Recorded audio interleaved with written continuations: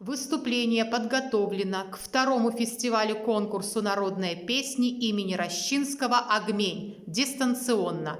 Мазур Анна, категория А, 12-15 лет. Белорусская народная песня «Каля терама». Белорусская народная песня «Ой за гаем гаем».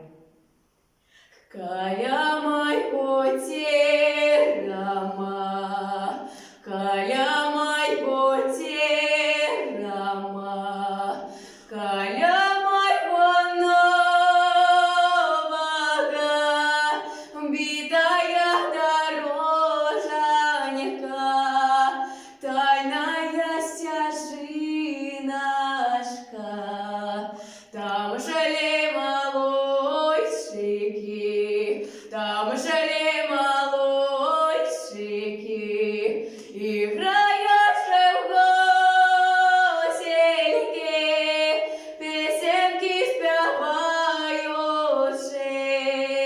дівок зазиваючи, як почула дівчина, як почула красная, сидячи у тераме,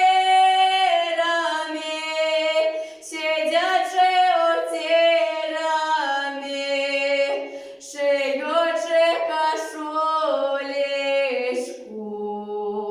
проселася